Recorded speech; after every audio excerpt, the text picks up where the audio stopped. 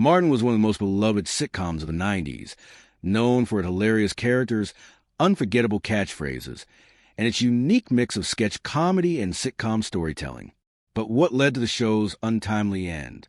From its meteoric rise as a cultural phenomenon to the controversy that shook its final season, this is the story behind the infamous scenes that nearly derailed Martin. When Martin premiered in August 1992, it arrived just months after The Cosby Show wrapped, stepping into a television landscape hungry for bold, fresh comedy. Martin Lawrence, already known for his fearless stand-up and roles in House Party, brought the same energy to the series. The show promised something different: edgy humor, relatable relationships, and the kind of physical comedy that Lawrence excelled at. From the first episode, it was clear this was a series that refused to be ordinary. Set in Detroit, Martin followed the chaotic life of Martin Payne, a loud, charismatic radio host with a bigger-than-life personality. His girlfriend Gina, played by Tisha Campbell, provided a steady counterbalance to his wild antics, while his two goofy friends, Cole and Tommy, added layers of humor that ranged from slapstick to witty banter. The show's theme music, created by Steve Keat, Joey Kibble II, Mark Kibble, and Paul Wright III, instantly became recognizable, setting the tone for the mischief that would unfold in each episode. Lawrence didn't just play Martin Payne. He created an entire universe of characters, channeling his inner Eddie Murphy Long before the nutty professor brought it to the big screen.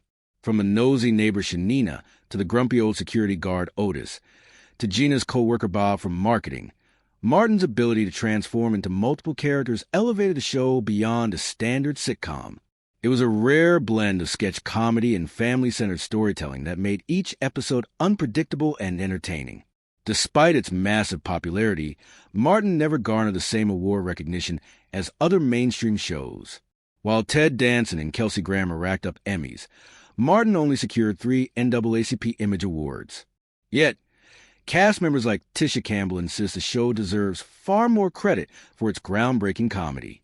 Campbell often referred to Martin Lawrence as our Milton Berle, recognizing his unmatched ability to mix humor, cultural commentary, and physical comedy. The show's humor extended beyond the main cast. Recurring characters like Miss Jerry, the sassy elderly neighbor and Brum Man, the carefree fifth-floor tenant who raided Martin and Gina's fridge, became instant fan favorites. Even Snoop Dogg publicly praised the show, noting how it reflected the everyday experiences of young black life in a way few shows had before. Guest stars were frequent and impressive. The Notorious B.I.G., Outkast, Brian McKnight, Tracy Morgan, and sports stars like boxer Tommy Hearns and NFL quarterback Randall Cunningham all appeared, blending pop culture with comedy seamlessly. Lawrence's physical comedy remains iconic. Scenes like his fake rodent fight in the Gilligan's Island episode or his antics scrambling eggs, hash browns, and waffles are still remembered fondly.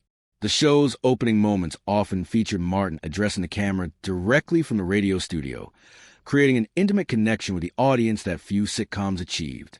Martin was also a ratings juggernaut from the start. Paired with The Simpsons on Thursday nights, it drew 11 million viewers in its first season. Its combination of relatable scenarios, over-the-top comedy, and sharp writing made it a staple of 1990s television. The series won multiple NAACP Image Awards, with Martin Lawrence himself taking home Outstanding Lead Actor in a Comedy Series in 1994, 1995, and 1996. Tisha Campbell, nominated multiple times, cemented Gina's role as one of television's most beloved female characters. The show's charm came from its unpredictability. Martin's journey took him from working at a radio station called What's Up to hosting his own local talk show, Word on the Street, on Channel 51. Each episode showcased his wild personality, but beneath the antics was a character who deeply cared for his friends, family, and girlfriend. Episodes like Blackboard, Jungle Fever, and Beauty and the Beast reflected real-life challenges while delivering outrageous humor. Other episodes, including Cream, where Martin opens a restaurant with no idea how to run it, or DMV Blues, where he confronts bureaucratic absurdities, capture the essence of Martin Payne: impulsive, dramatic, and endlessly entertaining. Supporting characters added depth and charm. Cole, the lovable but dim-witted friend, navigated his own romantic mishaps, sometimes proposing to 2 women simultaneously, while Tommy, played by Thomas McCall Ford, remained a consistent presence throughout all 132 episodes. Characters like Miss Minnie, the overbearing housekeeper and brew man, the carefree neighbor, gave the show recurring moments of comedic gold. Even contemporary slang, from "you go, boy" to "you ain't got no job, man," entered the cultural lexicon through the series. Yet, behind the laughter, tensions were mounting. Martin Lawrence's dynamic with Carl Anthony Payne, too, who played Cole, became strained as Lawrence's influence on set grew. Improvisation and on-the-spot jokes made for better comedy, but occasionally frustrated the cast.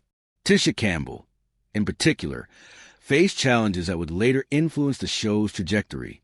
By the 5th season, problems escalated. Campbell alleged that Lawrence made unwanted advances toward her, particularly after her engagement, creating an uncomfortable working environment. She requested that scripts avoid any scenes that could be interpreted as inappropriate.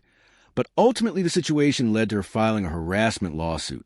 She temporarily left the show but returned for the final episodes, filming only scenes without Lawrence. This made the production of the final season awkward and tense, leaving a noticeable mark on the show's dynamic. The controversies were compounded by Lawrence's legal troubles in 1996, including arrests and other incidents, which added stress to production. Despite these challenges, the show remained groundbreaking for a portrayal of young black life, its daring comedy, and its memorable characters. However, the personal conflicts and controversies created cracks that the series could not fully overcome. After Martin ended in 1997, the cast pursued varied paths.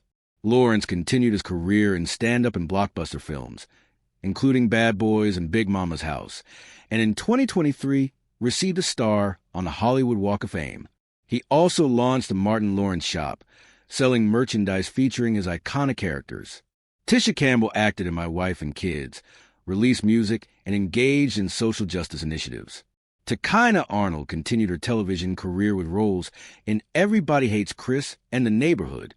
Thomas McAuliffe remained active in television until his passing in 2016. Carl Anthony Payne, too, ventured into improv and projects like Tyler Perry's Young Dylan, while Tracy Morgan became a household name through Saturday Night Live and 30 Rock. The show's legacy endured. Martin remains a cultural touchstone, a show that defined 1990s black comedy, and a series remembered for its characters, catchphrases, and unforgettable moments. Reunion specials, such as the one at the 75th Emmy Awards, allowed the cast to revisit their roles and shared.